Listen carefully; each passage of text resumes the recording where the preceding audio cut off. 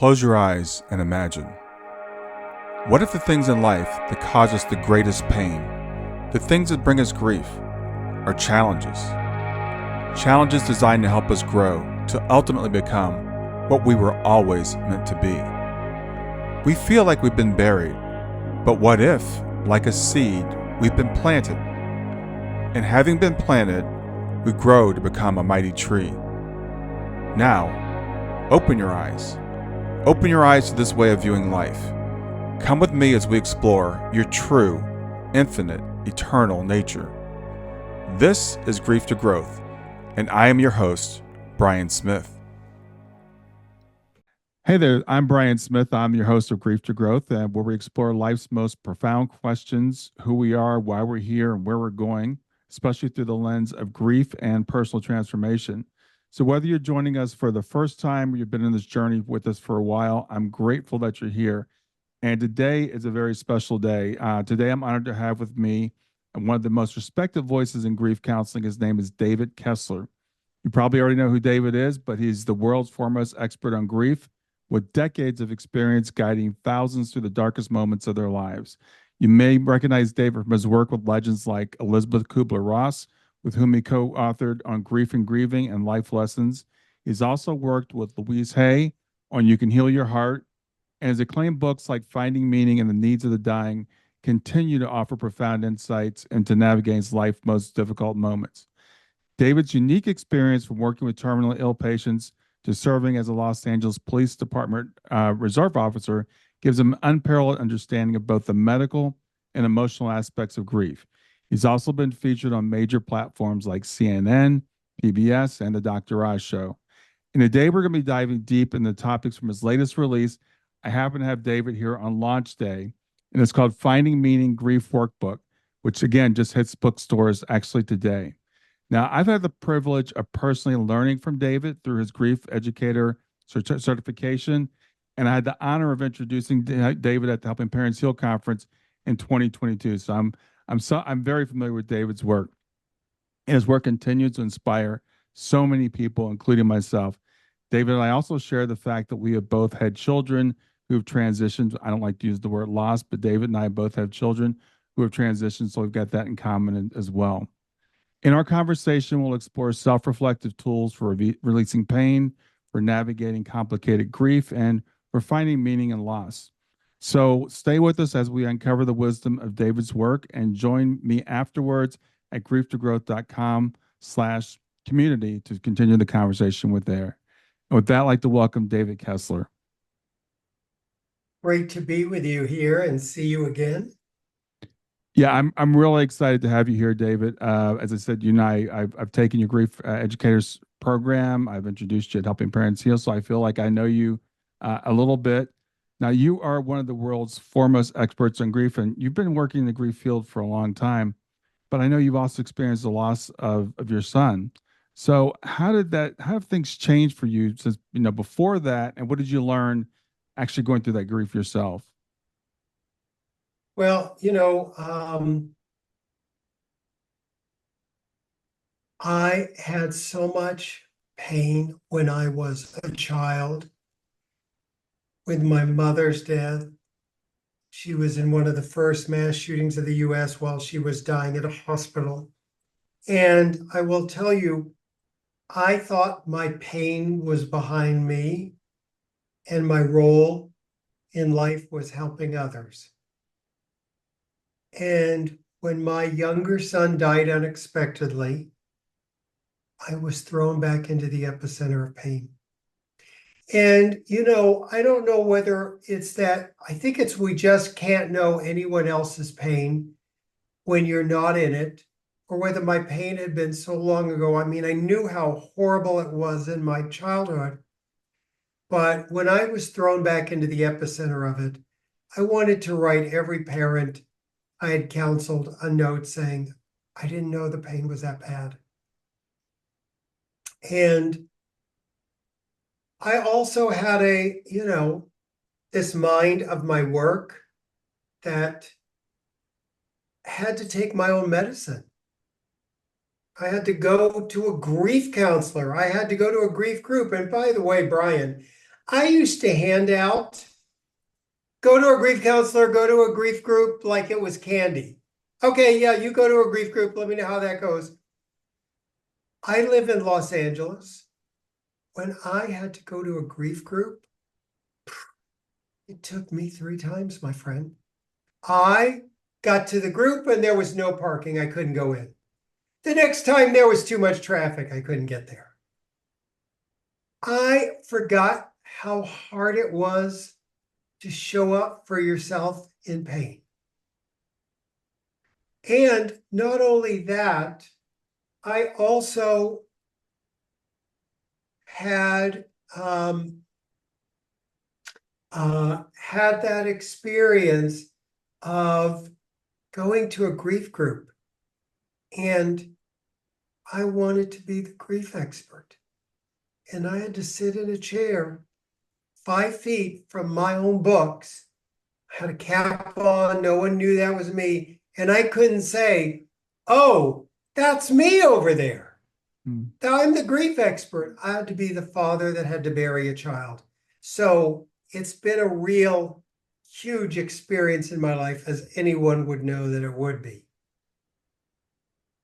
I appreciate you sharing that. I think it's really important for us to understand that it's difficult to go through this. And, sometimes I find people that just don't seem like they're quite ready to do that thing, right? To take that step, to go to the grief group or go see a grief guide or grief expert, because it's just so it's like you really can't understand it till you've been through it.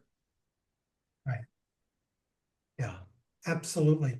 And to understand, when someone's like, oh, well, here's what someone else did when they were in pain. Like, okay, they had a different loved one. I'm a different person. Our pain is all different because our relationships and our loved ones are so different. Yeah, and that's another really good point, that the relationships are different, because we do find we're not supposed to compare grief, but we do find ourselves, right. I was actually once talking to someone once, and I said, "There's nothing like losing a child," and they reminded me they just lost a spouse, and they said, it's all different. You can't quantify grief. Well, let's talk about that, Brian. The important thing is around this is people always want to know whose grief is the worst. Mm. And it would be easy, and I could get a lot of traction on it's probably a child's death. But then someone says, but you don't understand, my spouse of 50 years was murdered in front of me. And I'm like, ooh, I don't know that I can say that wasn't as hard as mine. That sounds pretty hard there. Mm. That sounds pretty gruesome.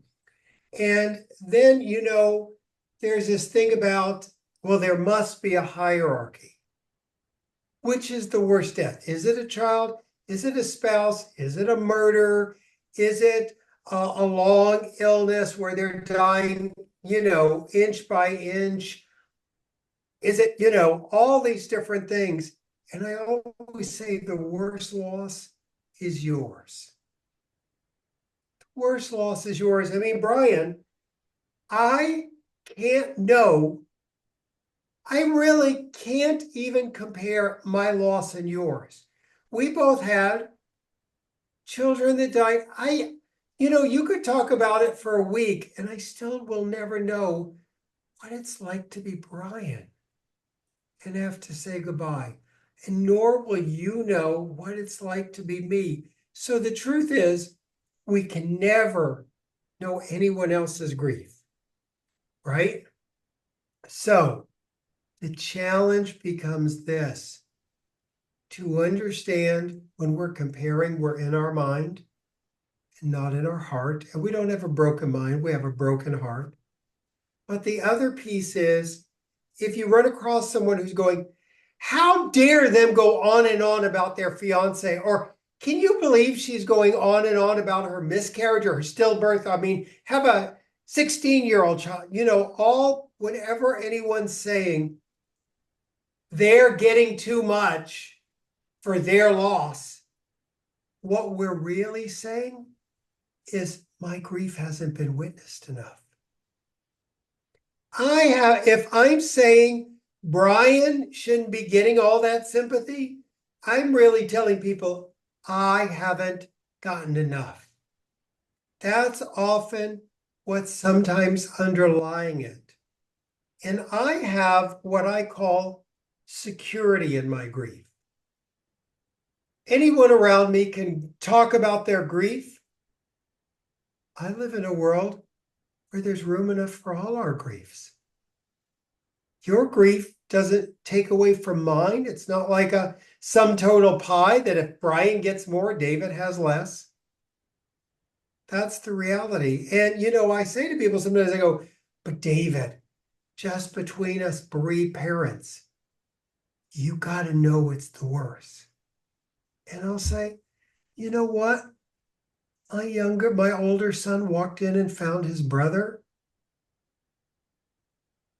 He's still so devastated. I don't know that I can tell him that grief doesn't count as much as mine. I think all tears count. Yeah, that is such a brilliant observation. And I noticed even in helping parents heal, organization that I'm part of, we I don't know what it is about human nature. We tend to want to do that, and I know parents who have lost their children over long periods of time, as you said, and that sounds horrible and horrifying. But then we'll say, well, at least they got to say goodbye. With me and my daughter was sudden, so sometimes we do still have that human nature that says, I want to compare mine to yours. Right. And it's a way that we distance ourselves from connecting with one another. Yeah, yeah. We distance ourselves. And that's a sad part that, the more we can go, all tears count, yours doesn't take away from mine. Yes, I think that's a wonderful observation that we all need to keep in mind as we go through this. And I'm curious, you're the foremost expert on grief. Everybody knows One you for of them. this. There's a bunch of us. One of them. So I Look, wanted to ask you. look, here's one of the other things I say. Everyone is listening here who has probably had to become a reluctant expert on grief. Yeah, I mean, yeah. we're all experts. So, So my question for you is, which experts do you look to? Who inspires you? you know, I got to tell you, there's people like in my online Tender Hearts group, there are people who have been with us. They're helping as moderators for other people. And I seen the pain they showed up in, and I seen where they have gone from and what they have gone through. And so I think they're really my heroes with this. Hmm. And one of the things that, as you know, with the Grief Educator program and with my online group, I the real teachers of me have been the people who have been in grief and who I've gotten the privilege to work with. And with this new workbook I have, it's really so much of what I've seen in the people, and they're the true heroes to me, that they found ways to work through their what ifs and their guilts and their if onlys and all those things that I think, the day-to-day people are the ones I look up to the most. Yeah, yeah. Thank you. That's a great answer. Now, I know for myself, spirituality has played a big role in my processing for my grief. What role does spirituality play for you, or what do you recommend for people that are going through grief in terms of spiritual practice? Well, I think one of the challenges is sometimes unknowingly we comfort people with spirituality. And if you walk into your clergy or you open a conversation about spirituality, you want that and you expect that. Unfortunately, there's times people are in the human experience. I'll give you an example. Someone says, David, I live in a neighborhood right around the school. My child came home every day. I gave them a snack. I heard them run outside. I heard all the kids playing outside every day. That happened all the time. And David, all those kids are outside my door still. And you don't know the emptiness of me just listening. Or someone said, I'm doing a group for bereaved spouses. Someone said, sitting at dinner and my spouse is no longer there. And we say things to them like, oh, your son is always with you. Oh, your husband's always there at dinner with you. We're comforting them with spirituality and missing the human experience. So Mm. I'll give you one more example. I don't know, 2 months after my son had died, a friend of mine who writes books on spirituality, she writes books on these. She called me up and she said, how are you doing today? And I said, I am angry.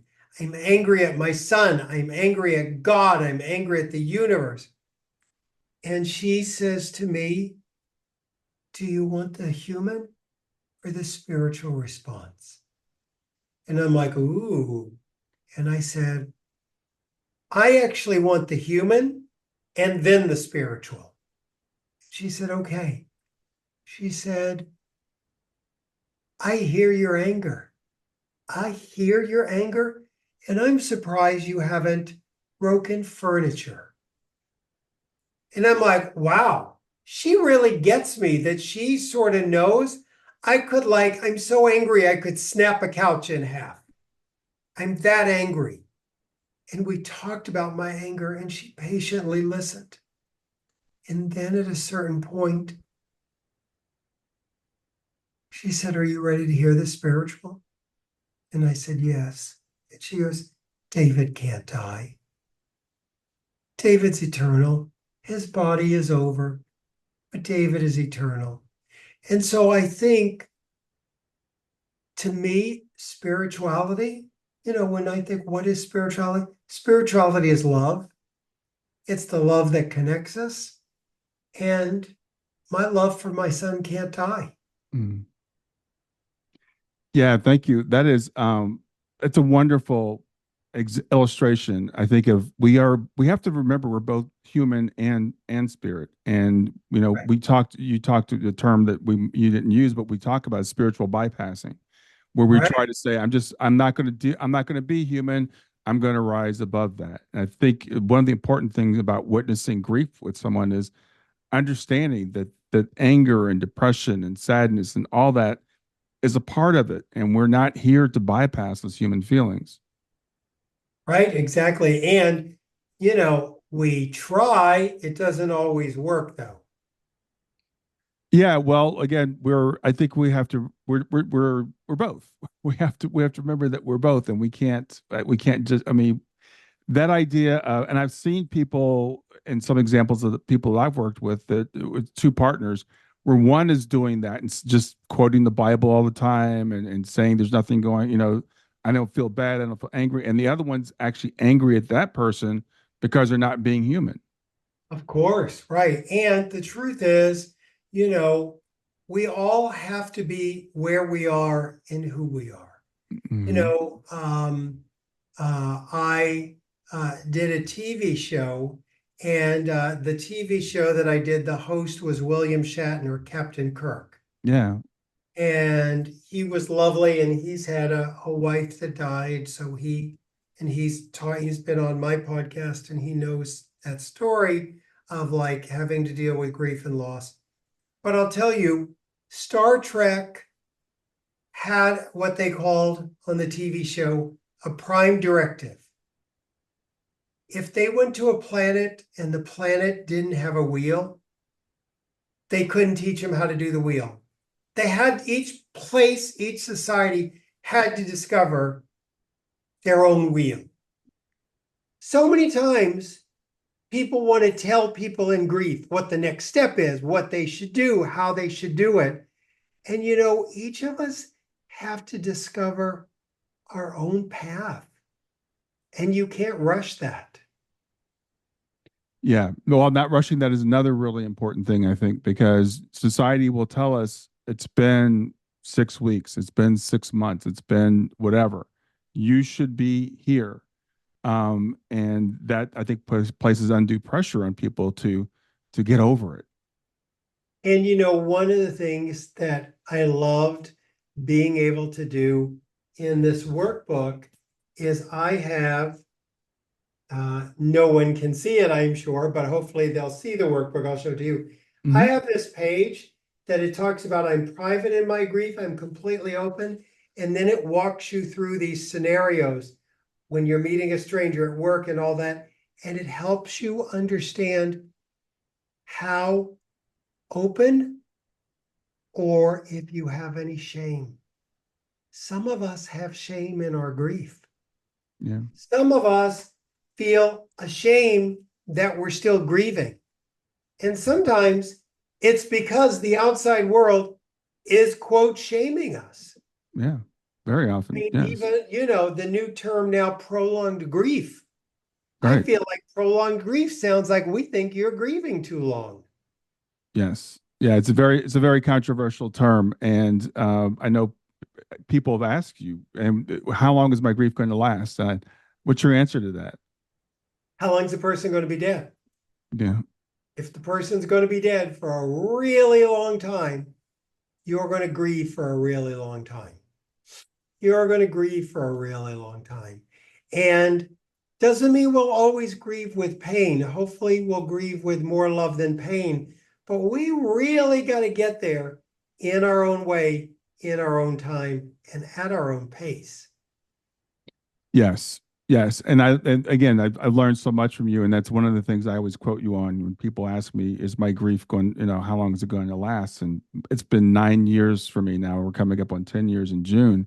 And I know it'll be as long as I'm alive. Now, it doesn't feel the same as it did 9 years ago. But there are days when it still hurts. And that's okay. And it's always changing. Yeah.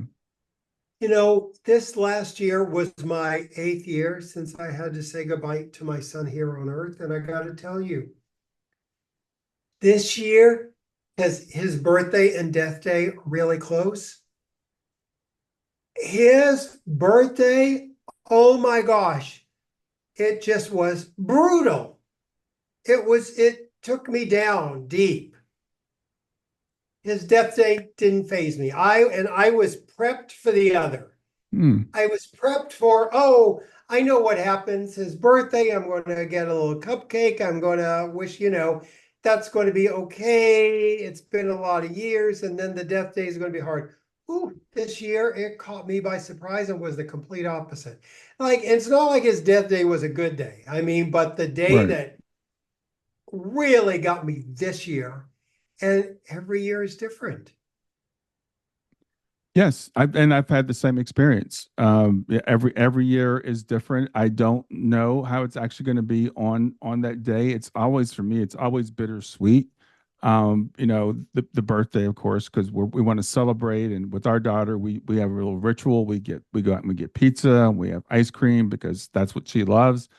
And but still, there's sometimes when I wake up in the morning on that day, and I'm like, it's another year that she's not here. Those days still they do activate us in certain ways, and again, I appreciate you sharing this because I want people to, we need to, I think, normalize these feelings that's okay.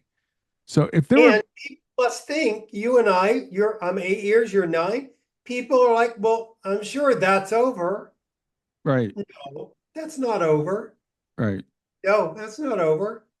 And then, you and I could also say, I bet we both live in a world where people are like, well, it's been so long. Do we mention their kids? Ooh, Brian looks like he's okay. I don't want to mention. No, we always want our kids, mentioned. We always want, their names to still be around. yeah, absolutely, And absolutely. that's just not bereaved parents. That's sort of, everyone. I think one of the big fears that people have when someone passes is that they'll be forgotten. I've heard this from people who have lost fathers, spouses, children, pets, whatever it is.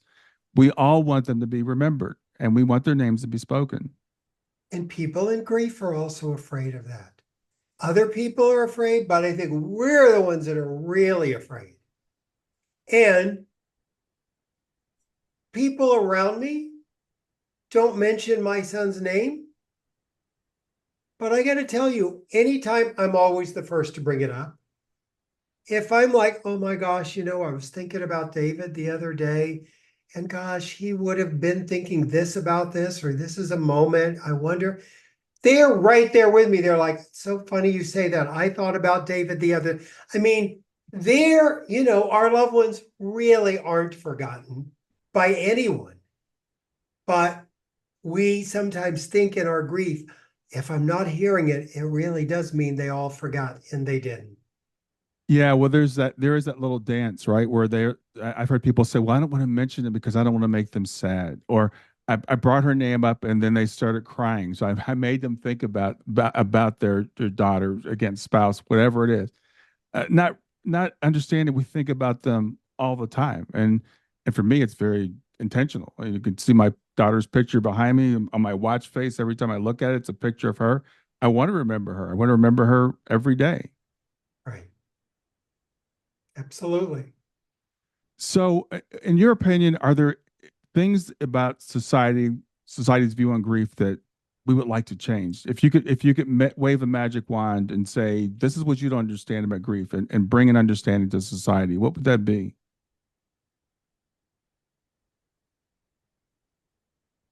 How deep and thick it is, and how long the shadow of grief is. I have in this new workbook so many exercises, and I had a couple of questions I did live with some people in grief today online. Just a small question on acceptance. Mm. People who were a little further out, like you and I. And I'll tell you if you want to hear it. Yeah, please. It's fascinating to me. And because people think, like, I'll give you an example. Someone in my son's class years ago said to me, oh, I read your new book in an afternoon. This is years ago. It was a nice read. And it's like it's important we know all that. And I was really hurt because Yeah, I was like, it's a nice afternoon read. Do you not understand this is a grief book? right. But here's the thing, she wasn't in grief. Mm. That same person said to me years later, like our mind is like uh Teflon, the good things don't stick, the bad things, get stuck like Velcro. And I remembered that comment. And oh my gosh, years later, she goes, David, my parent just died. I went back and reread that book. Oh my God.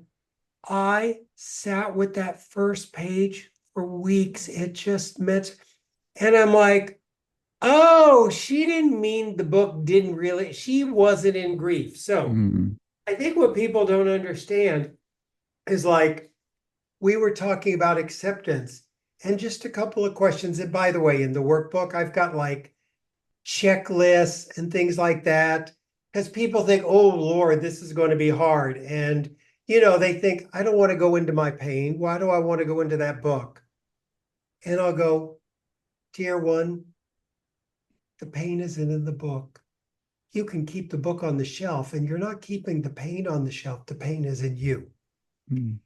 And that's why I created a free 3-part series for anyone who gets the book now at griefbook.com, so that we'll start the book together and they'll see me doing it too.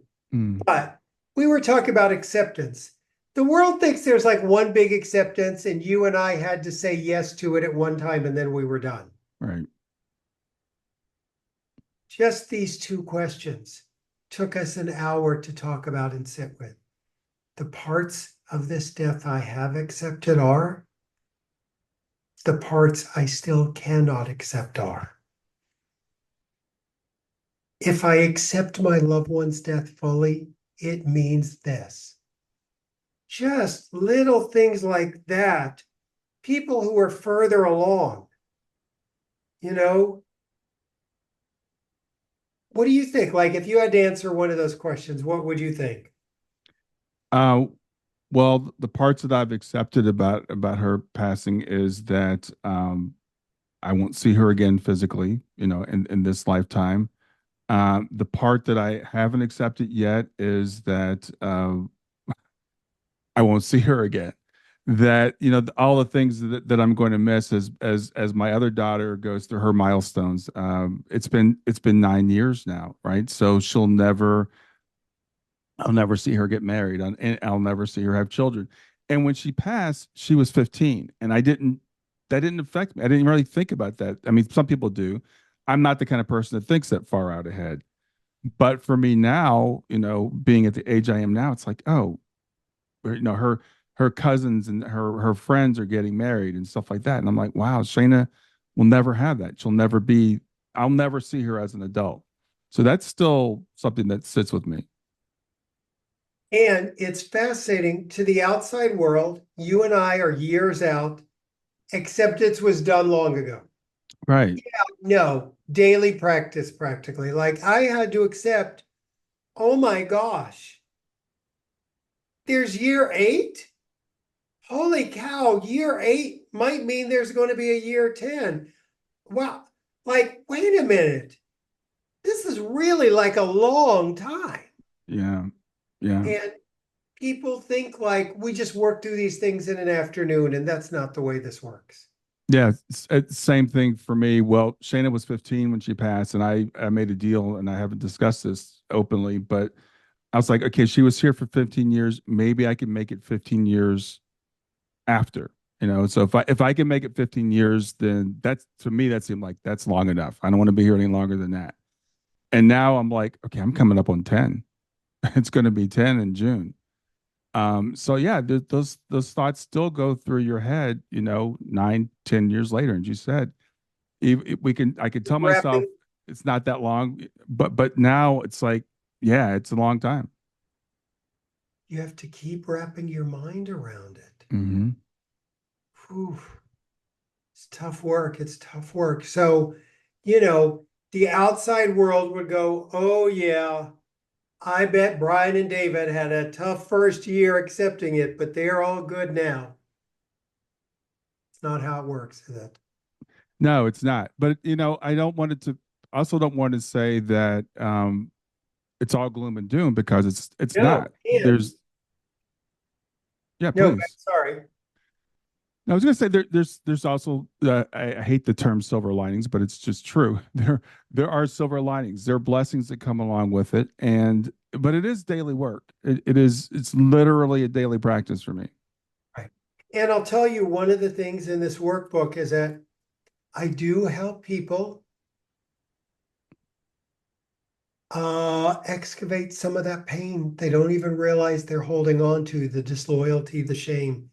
But I'll tell you, we get towards the end, there's the 7 questions that are around, not finding that post-traumatic stress, but the post-traumatic growth. And one of the things I put in here that I love is the hero's journey. I don't know if you remember, we talked about that in the grief certificate program you went through, Hmm. but all those movies we love, any of the DC comics, Marvel comics, they're all about the hero's journey. And what the hero does is they're going through life normally, and then their life gets turned upside down, usually by death, and they have to go into the dark nights. And then they come out the other end after the refusal of the call, I'll never be happy again, all those things we do. We come out to realize we are the hero of our own journey. And I like not only put those hero journeys in the book, but I put a place for people to write down their hero journey. Because I've done a couple of books now on my own. I wanted a co-author. And the co-author of this new workbook is everyone who does it with me. Hmm. Mm, because they're writing their book. And, people ask, do I have to go back to the original Finding Meaning to do this workbook? Nope, you can start right there. yeah. Well, I tell you, one of the great things about doing the work that I do is I do get to see people on that hero's journey, and I do get to see the transformations. I interviewed a young man yesterday who, after his father passed, started a whole brand new business doing something that doesn't even hadn't even existed before, and he's doing it because of his father's passing. Not even really in spite of it. So I get to see that. So it's not something we can talk to people about when they're first in that early part of that First, journey. But there is, so when people look at me and say, oh, you're 9 years out and you're still going through difficulty, I'm like, yeah, but I'm 9 years out. I'm also a totally different person than I was, and I think in like a good way. yeah, and look, I have happiness and I have joy. And I'll tell you something. I don't do it anymore, but I used to, do 30 cities and 3 countries and do all those meetings and lectures. And I'm older now. I'm sitting in front of my computer here, but I would go to these hotels, 300 people in a meeting. In the room next to us, the meeting room next to us was the nurses. Down the hall was the realtors. Down the hall was the Rotary Club or whatever it was, wedding, all that.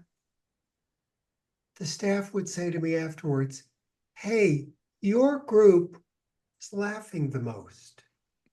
Why is that? What were you teaching?" And I would say, "Grief." And they would go, "Grief? What kind of grief are people laughing with?" What they didn't understand is those of us who have been through these dark nights, we can go deeper. We can cry. We can sit in the pain. But you know what else? We laugh a little harder. Yeah, We get, look, sitting here looking at your daughter's just sweet face looking back. We get the most precious thing we have here with one another is time. yeah, And so, you get, let me make the most of this. Let me connect. Let me live while I'm here. I want to do 2 things. I want to grieve fully around my son, and I want to live fully in honor of him. yeah. Wow, I love that. Yeah, I think that's so. I completely agree. And as you were saying that, I've been to three Helping Parents Heal conferences now, and my experience in that first one was the same thing you're talking about. I mean, it was just so being with 500 people that shared that experience, and we could go deep like that. You'd sit down with lunch with somebody or breakfast with somebody you never met before, and in 5 minutes, you Right. knew you had that thing in common, and you knew that they were there for that reason. And we just got back from Helping Parents Heal, like I guess about a month ago, and it's such an uplifting experience. It's like being in heaven. It's hard to explain to somebody that hasn't been there. So there is this transformation that we can make. We have a choice to make when we go through this process. Right. So true, my friend. And what we run from pursues us, and what we face transforms us. Yes, yes, absolutely. So, David, you've written many, many books on grief, and people are familiar with your work. So, tell people how this new book is different. Well, people always talk about, oh, do your grief work. Well, what's my grief work? And I always say, well, your grief work is anytime you're really spending time with your grief.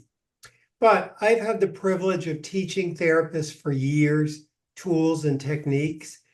And I really thought about, let me put these tools and techniques into a book for people in grief and for people who maybe want to learn and be helpers themselves. So many of us are like, I can sit with someone else in grief, but I'd love a little more tools and techniques. So that's what this is. And you know what? You can literally gently open it to any page and do it, or you can do it front to back. There's tougher questions like acceptance that we talked about. There's the hero's journey. There's the 7 questions. There's the feeling wheel. We think we have 3 feelings: angry, sad, happy, but there's so many feelings. And how do you process those? So It's really as if you and I are sitting together at your kitchen table and I'm walking you through things gently that can help. Little disloyalty checklist you could do in 2 minutes if you just want to dive in case the book scares you. You're Mhm. like, let me just do that little checklist.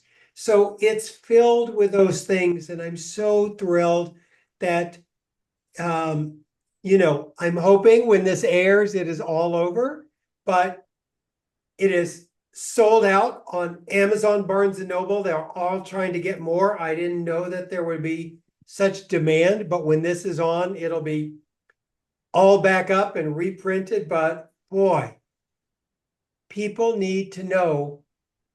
I don't know where to begin. Right. I don't know what to do. So that's what I hope the Finding Meaning workbook is. And Brian, in our new modern world, I got to tell you something that I'm sorry to tell you. There's AI copycats on Amazon. Mm. And they aren't even good AI. They didn't Right. even come up with good grief questions. So for anyone who's going to buy this, please look for the teal book. It's Right. all teal, and I am the author. So look for the Finding Meaning workbook. But even better, if folks go to griefbook.com, I have 3 free classes that I'm going to teach on it for anyone who gets it. And there's a link to Amazon, Barnes and Noble, your independent bookstore to make sure you get the right book. Awesome. That's Want that's people to get the real one. yeah, it's good to know. And yeah, the AI is that can be a real issue. So I'm glad that you brought that up. But I think this kind of circles back around to the very beginning when you talked about you, even as the grief expert, taking that first step, going to a grief group. And that could be so daunting for people. It's like I don't know if I'm ready for this. I don't know if I want to open up. I don't know if I want to cry in front of people. This is something you can do that's a low risk thing, right? It's not a substitution for talking to a person, but it might be a great first step to start to work through and understand those feelings. Like the feeling wheel. Explain to people what that is, because I didn't know it till I took your program, and it's I think it's awesome. Yeah, it's a big wheel that I've got tons of feelings on, tons of them. And I just ask people to like name a few feelings, like any given moment. Where like, I don't know what I am. And like to really look at it and go, are you loving? Are you serene? Are you lonely? Are you isolated? Are you hurt? Are you jealous? Do you feel rejected? Are you discouraged? I mean, there's a million feelings we don't even think about until we're like, oh, yeah, there's a lot of the like, because you've seen it. I say to people all the time, what are you feeling? They're like, I don't know. I'll put the feeling up and they're like, I'll say name 5, and they're like, 5, I can't find one. And then they look at the feeling wheel, they're like, I'm this, I'm that, I'm this. It's easy. We're a lot of feelings. We're Yeah, full of feelings. we are. That's what we are. We are people that make meaning out of things, and it's all about feelings. You talked earlier about the head and the heart, and it's getting to that heart, and it's getting those feelings out, processing those feelings, expressing those feelings, and in whatever way it takes, and finding tools sometimes it takes to do that, because we're not taught by society. I think especially I'm gonna generalize here, but especially men, because typically a lot of times we ask men what they feel. They're like, I don't know what a feeling is. Correct. Correct. Yeah, I'm We happy haven't or I'm been, angry. we haven't been taught the language, Yeah. teaching us the language. Well, I've also been taught to suppress what it is we feel too. So, Oh, look, I was told stay strong. yeah, Stay yeah. strong means take care of everyone else and don't have no feelings of your own. My daughter passed away, and my parents came down a few weeks later. And several times, it was my family. They're here to support me. It was great. I'm glad they were here. But several times I left the room. I'd go up to my bedroom and cry, or I'd go outside and I'd cry or something. And I'll never forget when my mother was leaving, she said it was a great day. Nobody cried. That's the family that I was raised in. We don't we Right, don't right. share feelings in front of each other. And it's something that I'm still working through. But especially then, I was like, wow, okay, we're not supposed to cry. My daughter just passed away, her granddaughter, 15-year-old, but it was a great day because nobody cried. And that's nothing against my mother. That's just the nature of our family. We're taught to be strong. And I'll be working with clients sometimes, and they'll apologize for crying. And I'm like, no, you don't understand. This is a good thing. I'm glad that you're crying, because you always feel better. Tears are evidence of love, you know? Yeah, yeah, absolutely. Well, David, again, thank you so much for doing this today. It's been great talking to you again. Remind people of the name of the real book and the Real website book where they is can get the it. Finding Meaning Workbook. Finding Meaning Workbook. And David Kessler is the author. Look for the teal one that's completely teal. It's the Finding Meaning Workbook. Awesome. Well, thanks for being here, David. Enjoy the Oh, rest of your thank day. you so much, Brian. Thank you for all the work you're doing in the world. Thank you.